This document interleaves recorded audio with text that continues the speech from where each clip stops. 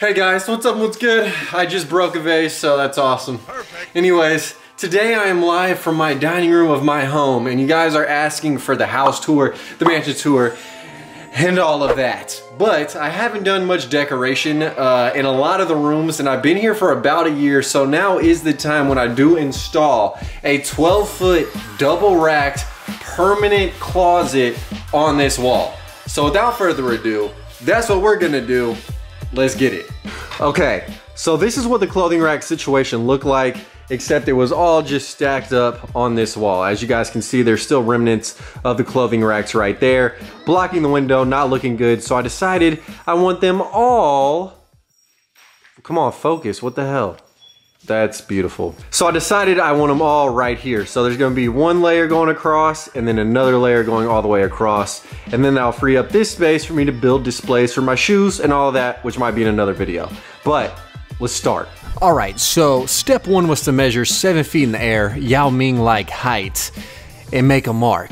Then from that mark, me and my lovely assistant, aka my fiance, who I'm not engaged to yet, held this long tape measure, and I measured 12 feet from the wall because that's how long I needed this thing to be. Feel me? Then I hopped on a stool and I used this tool called a stud finder to find where all the supports for the wall are, because I needed to drill in there nice and deep like to give my clothing rack the best support as possible. Now this tool I got was like 20 bucks. They have $10 renditions, but this one was pretty good. Now more often than not, studs are placed like 24 to 16 inches apart. In my case, they were 16.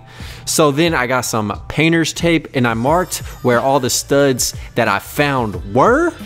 And then I decided where I would divvy up my supports. Now speaking of supports, look at these guys right here. $8 at Lowe's. They have the hook for the rack, a nice strong triangle.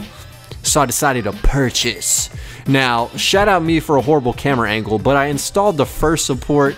It was somewhat of a breeze, but let me show y'all how I do it. So I measured 16 inches times 2, which is 32 inches, quick math, from the first support to the second one, and that was pretty much the spacing that your boy used. Then I whipped out the little rack support, traced the holes with a pencil, and then I drilled some pilot holes into the wall to guide the screws that I was gonna place in there. Now y'all know when you drill, you start off slow and then you work up the tempo. So I used a hand screwdriver to start the screws, then I whipped out that power drill and I absolutely banged the brains out of these rack supports.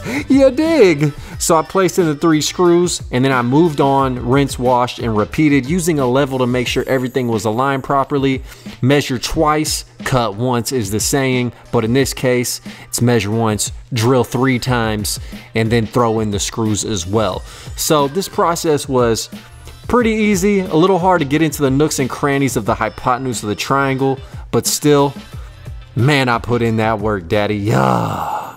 So as you guys can see, we have some pipes on the ground, and I bought 2 6 foot, big difference, steel pipes and got a connector because I couldn't find one single bar that was 12 feet long, and even if I did, it wouldn't fit in my car. So this was the best way I saw fit, was to join these puppies together, add some caps on the end, and then I had the rack bars.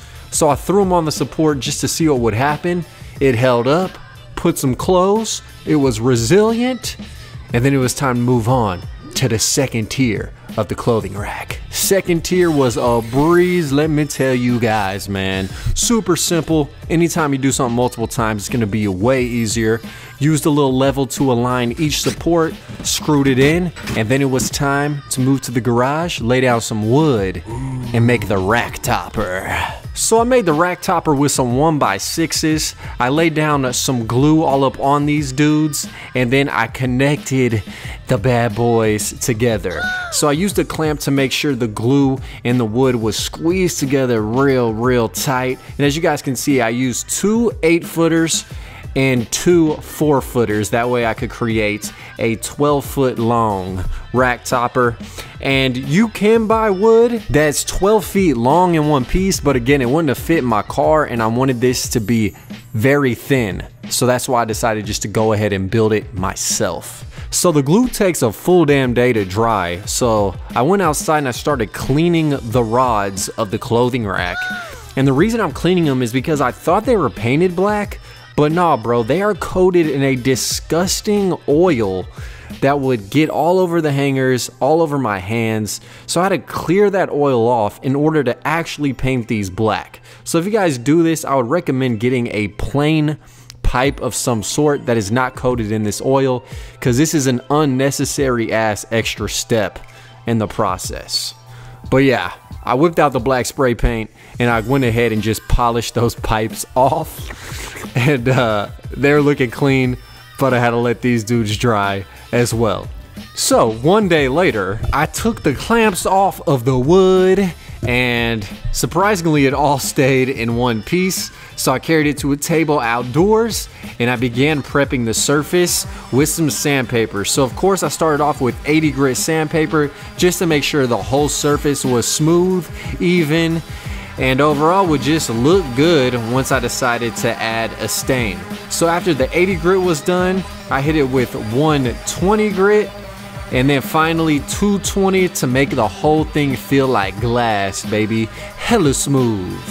Then I whipped out some Minowax pre-stain wood conditioner, and basically this just ensures that the stain will apply evenly. So I began slow stroking the wood. You guys already know how I do, making sure that this pre-stain soaked real nice and real deep inside that wood grain. So after about 15 minutes of waiting, I then whipped out this dark espresso wood stain and I began applying it. And obviously you have to glove up and stroke with that wood grain to create a nice even stain finish. Oh yeah. Just look at me lay down that stain, man. All right, fast forward 24 hours later, I let the stain dry and then I began adding a clear protective polyurethane coat to make this have a satin type of sheen to it and to make the wood waterproof and overall just protect the whole surface, because who knows, plan 2 might want to put a plant or two on that wood. And there you have it, dad nabbit, that wood looking lovely on the rack supports.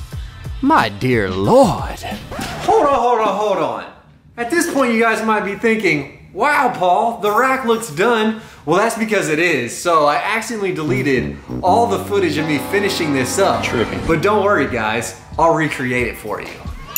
So I had to screw in the wood to attach it to the supports. I had to throw on some clothes. You already know, perfect. Then I had to throw in some custom kicks and some unique shoes, add a plant or two, and throw on a hat. So here, my friends, is the completed custom dining room clothing rack. Took a couple days of work, but I absolutely love the finished result. Man, this shit was amazing, daddy. Yes. Boom. And there it is, guys. So hopefully y'all did enjoy today's video. I cannot stress to y'all enough how much of a pain in the butt this kind of was to make. It was simple once I had it down, but guys, the rack itself cost me like 200 bucks to do. Not too bad, something around there. I don't know, you guys can price check me if you want. But it's like $200 to $260 to do this whole thing. Not to mention the fact that I had my tripod break with my camera on it. It fell and snapped my $700 lens straight in half during the filming of this video. So please smash the like button for that sacrifice. Leave a comment if you guys enjoyed this video, and if y'all want to make one, obviously you can do so. I was gonna make it purely out of industrial pipes, but that would have added up probably twice the price point of doing it this way, and this way definitely is secure and very clean looking overall. So yeah, man, it's been my pleasure, man, dropping another tutorial. I feel like I'm about to cry on the inside because my camera just went through so much. But until next time, live the dream, eat that ice cream. I'm locked, I'm loaded, I got a clothing rack, and I'm out. Peace. Killing these songs, leaving a bloody life I roost to. And I'm in it to win it, so I'm somebody that you should get used to.